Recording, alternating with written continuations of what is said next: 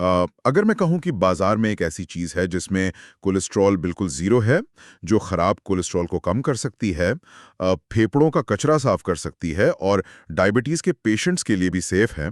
तो शायद दिमाग में तुरंत किसी बहुत महंगे विदेशी सुपरफूड की तस्वीर बनेगी। हाँ, बिल्कुल। किसी ऐसी चीज़ की जो किसी बड़ी फार्मेसी या फैंसी सुपरमार्केट में कांच की बोतलों में मिलती हो। हम्म। पर क्या हो अगर ये कोई महंगी दवा नहीं, बल्कि गर्मियों में ठेले पर 40-50 रुपए में मिलने वाला आम सा खरबूजा हो? वही ना। और लोग इसे बस गर्मी का एक फल समझते हैं। सही बात है। तो चलिए इस बात की गहराई में चलते हैं। आज की हमारी इस चर्चा में हमने सेल्फ डॉक्टर नाम की एक यूट्यूब चैनल के एक बहुत ही दिलचस्प विश्लेषण को उठाया है। हाँ, और इस गहरे विश्लेषण का मकसद यही समझना है कि कैसे ये साधारण सा दिखने वाला फल पोषक तत्वों का एक खजाना है। वही तो, लोग अपनी कुछ गलतफहमियों के डर से इसे अपनी डाइट से बाहर रखते हैं। तो चलिए समझते हैं कि इसके छिलके के अंदर असल में चल क्या रहा है। देखिए, ये एक ऐसा विषय है जिस पर बात करना ना आज के समय में बहुत ज़रूरी हो गया है। खरबूजे को अक्सर गर्मियों में सिर्फ प्यास बुझाने का एक जरिया मान लिया जाता है। हाँ, लोग सोचते हैं कि ये बस थोड़ा सा मीठा पानी है ना? बिल्कुल। लेकिन जब हम माइक्रोस्कोप के नीचे इसके रासायनिक ढांचे को देखते हैं, हम्म। तो कहानी बिल्कुल बदल जाती है। अच्छा, मतलब पानी के अलावा भी बहुत कुछ है। और ये बहुत कुछ। यहाँ जो सबसे रोचक बात है वो ये कि इसमें vitamin A, vitamin B, vitamin C के साथ साथ पोटेशियम, मैग्नीशियम और कैल्शियम जैसे ज़रूरी मिनरल्स का एक बहुत ही जटिल और संतुलित नेटवर्क मिलता है। वाह। हाँ, ये सिर्फ पानी नहीं है। ये एक ऐसा बायोकेमिकल स्ट्रक्चर है जो शरीर के कई अंगों पर सीधा और बहुत ही सटीक असर डालता है। हम्म। लेकिन यहीं पर ना एक बहुत बड़ी उलझन पैदा होती है। कैसी उलझन? देखिए, अगर इसमें इतने सारे मिनरल्स हैं तो साइंस के नजरिए से ये बहुत अच्छी बात है। पर जब हम इसे खाते हैं तो जो सबसे पहली चीज महसूस होती है वो है इसका तेज मीठापन। हाँ, मिठास तो काफी होती है। तो जो लोग डायबिटीज से जूझ रहे हैं, जिन्हें अपनी शुगर पर बिल्कुल पैनी नजर रखनी पड़ती है, उनके लिए ये तो एक शुगर बॉम्ब की तरह होना चाहिए ना। लोग यही सोचते हैं। मतलब इतनी तेज मिठास सीधा खून में जाएगी और ब्लड शुगर को आसमान पर पहुंचा देगी। वो लोग इसे कैसे खा सकते हैं? देखिए, ये डर बहुत आम है और अगर सिर्फ स्वाद के आधार पर देखा जाए तो स्वाभाविक भी लगता है। हाँ, क्योंकि मीठा तो लगता ही है। जीभ को मिठास महसूस होते ही दिमाग तुरंत खतरे का सिग्नल देता है कि ये चीज़ नुकसान करेगी। लेकिन साइंस में खाने पीने की चीज़ों को मापने का एक पैमाना होता है जिसे ग्लाइसेमिक इंडेक्स या जीआई कहा जाता है। हाँ, जीआई इंडेक्स के बारे में काफी सुना है। तो ये इंडेक्स मापता है कि कोई चीज़ पेट में जाने के बाद कितनी जल्दी टूटती है और कितनी तेजी से खून में शुगर रिलीज करती है। ओके। और दिलचस्प बात यह है कि खरबूजे का ग्लाइसेमिक इंडेक्स काफी कम होता है। एक सेकंड, थोड़ा रुकते हैं। कम जीआई का शरीर के अंदर की प्रोसेस पर असल में क्या मतलब हुआ? बताइए, आप क्या सोच रहे हैं? क्या इसका मतलब ये है कि ये शुगर खून में एकदम से बाढ़ की तरह नहीं आती, बल्कि किसी धीमी नदी की तरह रिसती है? बिल्कुल वही। और इसके पीछे जो सबसे बड़ा कारण है वो है इसका 95% पानी होना। अच्छा, तो पानी की वजह से। हाँ, जब खरबूजा खाया जाता है तो वो नेचुरल मिठास उस भारी मात्रा वाले पानी और नेचुरल फाइबर के साथ गहराई से बंधी होती है। समझ गया। हमारे पाचन तंत्र को उस फाइबर को तोड़ने और शुगर को अलग करने में काफी समय लगता है। इसलिए खून में अचानक से कोई खतरनाक स्पाइक नहीं आता। ओह, मतलब शुगर अचानक से शूट अप नहीं करती? बिल्कुल नहीं। शुगर बहुत ही डाइल्यूटेड यानी घुली हुई अवस्था में धीरे धीरे शरीर को मिलती है। मुझे समझ आ रहा है। मतलब जिसे हम शुगर बॉम्ब समझ रहे थे, वो असल में एक टाइम रिलीज कैप्सूल की तरह काम कर रहा है। जी हाँ, जो झटके से नहीं बल्कि एक तय स्पीड से एनर्जी दे रहा है। वाह। और अगर ये शुगर को इस तरह से कंट्रोल कर रहा है तो फिर दिल के मरीजों के लिए ये क्या काम करता है? ये एक बहुत बढ़िया सवाल है। क्योंकि अक्सर हार्ट पेशेंट्स को तो खाने पीने को लेकर बहुत सख्त हिदायतें दी जाती है ना। हाँ, पर हृदय रोगियों के मामले में ना इसके काम करने का तरीका और भी ज्यादा साइंटिफिक है। सेल्फ डॉक्टर के विश्लेषण ने एक बात बहुत क्लियर कर दी है कि इसमें कोलेस्ट्रॉल 0 होता है। 0? बिल्कुल शून्य? हाँ, बिल्कुल 0। और फैट की मात्रा भी ना के बराबर है। जब शरीर में बाहर से कोई खराब कोलेस्ट्रॉल नहीं जा रहा तो धमनियों यानी आर्टरीज में ब्लॉकेज का खतरा अपने आप रुक जाता है। ये तो बहुत अच्छी बात है। लेकिन बात सिर्फ यहाँ खत्म नहीं होती। ये सिर्फ बचाव नहीं करता बल्कि एक्टिवली सुधार भी करता है। सुधार कैसे? इसके अंदर मौजूद पोटेशियम इसमें बहुत अहम भूमिका निभाता है। अच्छा, पोटेशियम का सीधा कनेक्शन तो शायद हमारे ब्लड प्रेशर से जुड़ा होता है। जी। तो क्या ये हमारी नसों में जाकर कुछ बदलाव करता है? हाँ, ह्यूमन बायोलॉजी में पोटेशियम एक डायलिसो वेज़ोडाइलेटर की तरह काम करता है। डायलिसो वेज़ोडाइलेटर मतलब? इसका मतलब है कि ये रक्तवाहिकाओं यानी खून की नसों की दीवारों को आराम पहुंचाता है, उनके तनाव को कम करके उन्हें थोड़ा चौड़ा करता है। अच्छा, नसों को चौड़ा कर देता है। बिल्कुल। जब नसें अंदर से चौड़ी होती हैं तो खून को बहने के लिए ज्यादा जगह मिलती है, जिससे नसों की दीवारों पर पड़ने वाला दबाव यानी ब्लड प्रेशर अपने आप कम हो जाता है। अरे वाह, ये तो कमाल का मैकेनिज्म है। हाँ, तो एक तरफ ये जीरो कोलेस्ट्रॉल के साथ कचरा नहीं बढ़ा रहा और दूसरी तरफ पोटेशियम की मदद से नसों के तनाव को कम करके दिल पर पड़ने वाले वर्कलोड को घटा रहा है। ये तो एक बहुत ही शानदार बैलेंस है। तो अगर नसें चौड़ी हो रही हैं और खून का बहाव बिना किसी रुकावट के बेहतर हो रहा है, हाँ, तो जाहिर सी बात है कि ये खून पूरे शरीर में ऑक्सीजन और पोषण भी तेजी से पहुंचाएगा। बिल्कुल सही कहा। तो यहाँ पर बात सच में बहुत दिलचस्प हो जाती है। इसी खून के बहाव के साथ अगर हम शरीर की रक्षा प्रणाली यानी इम्यूनिटी की तरफ मुड़े तो वहाँ इसका क्या असर होता है? वहाँ भी इसका काफी बड़ा रोल है। क्योंकि देखिए, गर्मियों के मौसम में अक्सर देखा जाता है कि लोग बहुत जल्दी बीमार पड़ते हैं, लू लग जाती है या कोई बैक्टीरियल इन्फेक्शन हो जाता है। हाँ, और यहीं पर खरबूजा कमाता है। जब शरीर के हर हिस्से में सही पोषण तेजी से पहुंचता है तो शरीर अपनी सुरक्षा प्रणाली को एक्टिव कर देता है, इम्यूनिटी को बढ़ाता है। जी। हमारे खून में वाइट ब्लड सेल्स होते हैं जिन्हें हम WBC कहते हैं, जो बाहरी बीमारियों से लड़ने का काम करते हैं। हाँ, WBC तो हमारे शरीर के सैनिक होते हैं। वही।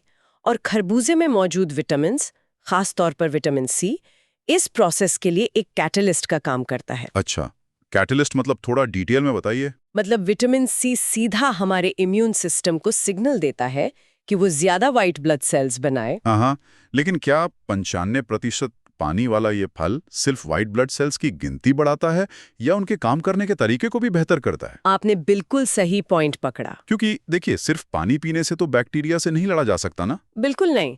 असल में जब व्हाइट ब्लड सेल्स किसी बाहरी वायरस या बैक्टीरिया पर हमला करते हैं तो वो कुछ बहुत ही रिएक्टिव केमिकल्स छोड़ते हैं जिन्हें रिएक्टिव ऑक्सीजन स्पीशीज कहते हैं, जो दुश्मन को मारते हैं। ओके। लेकिन ये केमिकल्स खुद व्हाइट ब्लड सेल्स को भी नुकसान पहुंचा सकते हैं। यहीं पर खरबूजे का विटामिन C एक ढाल का काम करता है। अरे वाह, मतलब एक शील्ड बन जाता है। हाँ, वो व्हाइट ब्लड सेल्स को उनके ही द्वारा छोड़े गए केमिकल से बचाता है। यानी ये सिर्फ सेना की संख्या नहीं बढ़ा रहा बल्कि सैनिकों को मजबूत कवच भी पहना रहा है ताकि वो लंबे समय तक लड़ सकें। क्या बात है। ये तो हुई खून के अंदर चलने वाली लड़ाई की बात। लेकिन ट्रांसक्रिप्ट में शरीर के एक बहुत ही नाजुक और इम्पोर्टेंट हिस्से यानी फेफड़ों के बारे में भी काफी डिटेल में बात की गई है। हाँ, लंग्स का पॉइंट बहुत जरूरी है। तो वहां ये किस तरह की सुरक्षा दे रहा है? देखिए, फेफड़ों के मामले में एक खास तरह की सफाई प्रोसेस चलती है। खरबूजे में बीटा कैरोटीन और एंटीऑक्सीडेंट्स भरपूर मात्रा में होते हैं। बीटा कैरोटीन, ये वही है ना जो गाजर में होता है? बिल्कुल वही। बीटा कैरोटीन वही पिगमेंट है जो फलों को उनका पीला या हल्का नारंगी रंग देता है। जब बात फेफड़ों की आती है तो ये एलिमेंट्स फेफड़ों के अंदरूनी टिश्यूज में जाकर जमा हो जाते हैं। अगर मैं बीटा कैरोटीन के इस काम को एक एनालॉजी से समझने की कोशिश करूं तो क्या ये हमारे शरीर के लिए एक नेचुरल एयर फिल्टर की तरह काम कर रहा है? नेचुरल एयर फिल्टर, थोड़ा और बताइए। जैसे हमारे घरों में एयर प्यूरिफायर होता है ना, जो बाहर के पोल्यूशन को अपनी जाली में रोक लेता है और हमें सांस लेने के लिए साफ हवा देता है। देखिए, ये एनालॉजी इसके रिजल्ट को बहुत अच्छे से समझाती है, लेकिन इसके पीछे की जो बायोलॉजिकल प्रोसेस है वो किसी फिजिकल जाली या फिल्टर से कहीं ज्यादा एडवांस्ड है। अच्छा, फिल्टर नहीं है तो फिर क्या है? ये धूल को किसी जगह फंसाता नहीं है। दरअसल जब हम पोल्यूटेड हवा, सिगरेट का धुआं या धूल सांस के जरिए अंदर खींचते हैं तो फेफड़ों में फ्री रेडिकल्स पैदा होते हैं। Okay, free radicals. हाँ, ये फ्री रेडिकल्स बहुत ही अनस्टेबल और खतरनाक मॉलिक्यूल्स होते हैं जो फेफड़ों की हेल्दी सेल्स को तोड़ना शुरू कर देते हैं। ओह, मतलब ये डैमेज करते हैं। बिल्कुल। तब खरबूजे के एंटीऑक्सीडेंट्स खून के जरिए फेफड़ों तक पहुंचते हैं और इन फ्री रेडिकल्स के साथ केमिकली जुड़कर उन्हें हमेशा के लिए बेअसर कर देते हैं। अच्छा, तो ये सिर्फ एक फिजिकल फिल्टर नहीं है बल्कि एक केमिकल न्यूट्रलाइजर है जी हाँ, जो पोल्यूशन के जहरीले असर को सेल्स तक पहुंचने से पहले ही खत्म कर रहा है। बिल्कुल सटीक। और इसी बेअसर करने की प्रोसेस का एक और बड़ा फायदा ये है कि ये फेफड़ों के अंदर की सूजन, जैसे हो इन्फ्लेमेशन कहते हैं, उसे कम करता है। इन्फ्लेमेशन? हाँ, पोल्यूशन या एलर्जी की वजह से जब फेफड़ों की नलियों में सूजन आ जाती है तो सांस लेने में तकलीफ होती है, जिसे हम एस्थमा या ब्रोंकाइटिस के रूप में देखते हैं। हाँ, ये तो बहुत कॉमन प्रॉब्लम है आजकल। तो ये एंटीऑक्सीडेंट्स उस सूजी हुई जगह को अंदर से शांत करते हैं। यहाँ तक कि रिसर्च ये भी दिखाती है कि लंबे समय तक इस तरह के एंटीऑक्सीडेंट्स का सेवन फेफड़ों के कैंसर जैसी गंभीर बीमारियों की शुरुआत को रोकने में एक ढाल का काम कर सकता है। ये सूजन या इन्फ्लेमेशन वाली बात बहुत दिलचस्प है, क्योंकि देखिए सूजन तो सिर्फ फेफड़ों में नहीं होती ना। बिल्कुल नहीं, पूरे शरीर में होती है। जोड़ों का दर्द या मसल्स की अकड़ना, वो भी तो एक तरह की अंदरूनी सूजन ही है जो हमें बाहर से दिखाई नहीं देती। हाँ, एकदम सही। तो क्या ये एंटीऑक्सीडेंट प्रोसेस शरीर के बाकी हिस्सों की सूजन को भी इसी तरह कम करती है? हाँ, साइंस में सूजन को शरीर का एक यूनिवर्सल अलार्म सिस्टम माना जाता है। जब भी शरीर के किसी हिस्से में गड़बड़ी होती है, वो हिस्सा लाल हो जाता है और सूज जाता है। हाँ, ये तो है। खरबूजे की एंटी इन्फ्लेमेटरी प्रॉपर्टीज पूरे शरीर में एक साथ काम करती हैं, चाहे वो गठिया यानी आर्थराइटिस का दर्द हो या ज्यादा वर्कआउट करने के बाद मसल्स का दर्द। ये उस अलार्म सिस्टम को शांत करता है। कमाल है। लेकिन अगर हम हवा की सफाई से आगे बढ़कर शरीर के उस सिस्टम की तरफ जाएं जो लिक्विड और सॉलिड कचरे को बाहर निकालता है, यानी हमारा पेट और किडनी, बिल्कुल, तो वहां इसकी भूमिका और भी ज्यादा असरदार हो जाती है। वहां पर तो होना ही चाहिए, क्योंकि मेडिकल फील्ड में एक बहुत पुरानी और मशहूर कहावत है कि 90% बीमारियां हमारे पेट से ही शुरू होती हैं। हाँ, और ये 100% सच है। और ये लॉजिकल भी लगता है। जो कुछ भी हम खा रहे हैं, अगर वो सही से पचेगा नहीं या उसका कचरा शरीर से बाहर नहीं निकलेगा, तो जाहिर है वो अंदर सड़कर बीमारियां ही पैदा करेगा। इसी सदान को रोकने के लिए खरबूजे का वो 95% पानी और उसका फाइबर सबसे बड़ा हथियार है। फाइबर और पानी का कॉम्बिनेशन? हाँ, जब हम फाइबर और पानी का एक साथ सेवन करते हैं तो वो पाचन तंत्र में जाके एक स्पंज की तरह काम करते हैं। एक सेकंड, स्पंज? क्या हम इसे शरीर का एक नेचुरल प्लम्बिंग सिस्टम मान सकते हैं? प्लम्बिंग सिस्टम थोड़ा समझाइए। मतलब जो बस 95% पानी के तेज दबाव से हमारी आंतों की सारी पाइपलाइंस को फ्लश कर देता है और गंदगी बाहर निकाल देता है। देखिए, पानी का दबाव जरूर होता है, लेकिन सिर्फ पानी कभी भी पूरी सफाई नहीं कर सकता। पानी तो अक्सर आंतों द्वारा बहुत जल्दी सोख लिया जाता है। अच्छा, तो फिर सफाई कैसे होती है? यहाँ सारा खेल उस फाइबर का है। फाइबर पानी को अपने अंदर सोख कर फूल जाता है, उसी स्पंज की तरह जिसका आपने अभी जिक्र किया। ओह, तो फाइबर पानी को होल्ड करके रखता है? हाँ, बिल्कुल। और ये फूला हुआ फाइबर आंतों की दीवारों पर धीरे धीरे सरकता है और वहां चिपके हुए पुराने सड़े हुए वेस्ट को अपने साथ लपेट लेता है। अरे वाह, ये तो बहुत बढ़िया मैकेनिज्म है। हाँ, ये मल को भारी और मुलायम बनाता है, जिससे वो आसानी से शरीर से बाहर निकल जाता है। इसी प्रोसेस से कब्ज और पेट की गैस या एसिडिटी जैसी समस्याएं जड़ से खत्म होती हैं। मतलब ये सिर्फ ऊपर से पानी डालकर फ्लश नहीं कर रहा है, बल्कि आंतों की दीवारों पर अंदर से झाड़ू और पोंछा दोनों लगा रहा है। बिल्कुल यही समझिए। और अगर पेट का सॉलिड वेस्ट इस तरह साफ हो रहा है, तो हमारी किडनी, जो हमारा लिक्विड वेस्ट मैनेजमेंट सिस्टम है, वहां ये 95% पानी क्या कर रहा है? किडनी का मेन काम खून को छानकर शरीर से यूरिया और एक्स्ट्रा मिनरल्स को यूरिन के रास्ते बाहर निकालना है। जब आप भारी मात्रा में पानी वाला ये फल खाते हैं तो किडनी में यूरिन का फ्लो रेट अचानक से बढ़ जाता है। फ्लो रेट बढ़ने से क्या होगा? जब फ्लो रेट तेज होता है तो यूरिक एसिड और कैल्शियम ऑक्सलेट्स जैसे एलिमेंट्स जो आपस में जुड़कर किडनी स्टोन यानी पथरी बनाते हैं, उन्हें एक जगह जमने या क्रिस्टल बनने का मौका ही नहीं मिलता। यानी पथरी के क्रिस्टल्स बनने से पहले ही तेज बहाव में बह जाते हैं? बिल्कुल सही। लेकिन एक बात बताइए, अगर किसी को पहले से पथरी की शिकायत हो, तो क्या ये तेज बहाव उस बनी हुई पथरी पर भी कोई असर डालता है? जी हाँ, अगर पथरी का साइज छोटा है तो ये तेज बहाव और हाइड्रेशन उस पथरी को धीरे धीरे अपनी जगह से खिसकाने और यूरिन के रास्ते शरीर से बाहर ढकेलने में बहुत बड़ी मदद करता है। ये तो काफी लोगों के लिए बहुत मददगार साबित हो सकता है। हाँ, और शरीर का हाइड्रेशन लेवल जितना अच्छा होगा, किडनी उतनी ही कम मेहनत के साथ खून को छान पाएगी, जिससे किडनी की एज और काम करने की क्षमता दोनों बढ़ती हैं। ये तो शरीर के अंदर से लेकर बाहर तक की पूरी साफ सफाई हो गई। लेकिन इस विश्लेषण में ना एक और बात सामने आई जो थोड़ी हैरान करने वाली थी। क्या बात थी वो? वो था हड्डियों और दांतों का जिक्र। आमतौर पर जब हड्डियों की मजबूती और कैल्शियम की बात होती है तो लोग सीधे दूध, दही या डेयरी प्रोडक्ट्स की तरफ भागते हैं। हाँ, ये कॉमन सोच है। एक फल में कैल्शियम का होना और उसका हड्डियों पर असरदार होना, ये कैसे काम करता है? देखिए, फलों में कैल्शियम जरूर होता है, बस उसकी बनावट डेयरी प्रोडक्ट से थोड़ी अलग होती है। खरबूजे में मौजूद कैल्शियम मैग्नीशियम के साथ मिलकर काम करता है। मैग्नीशियम का क्या रोल है इसमें काम करते हैं? बिल्कुल, और क्योंकि इस फल में ये दोनों चीजें एक साथ एक नेचुरल रेशो में मौजूद हैं, तो ये बोन डेंसिटी को बनाए रखने और ऑस्टियोपोरोसिस जैसी बीमारियों से बचाने में मदद करता है। और शायद यही मिनरल्स हमारे दिमाग और नर्वस सिस्टम पर भी असर डालते हैं, क्योंकि सोर्स ने उन लोगों के लिए भी इसे बहुत फायदेमंद बताया है जिन्हें नींद ना आने की बीमारी है। हाँ, इंसोम्निया। वही, ये समझना थोड़ा मुश्किल लगता है कि पेट में जाने वाला एक फल भला दिमाग को शांत करके नींद कैसे ला सकता है। इसके पीछे भी बहुत क्लियर बायोलॉजिकल मैकेनिज्म है और इसका सीधा कनेक्शन उसी मैग्नीशियम से है जिसके बारे में हमने अभी बात की। ओह, मैग्नीशियम नींद में भी काम आता है? जी हाँ, मैग्नीशियम हमारे दिमाग में मौजूद उन न्यूरोट्रांसमीटर्स की एक्टिविटी को धीमा करता है जो तनाव, चिंता या एंजाइटी बढ़ाते हैं। सही।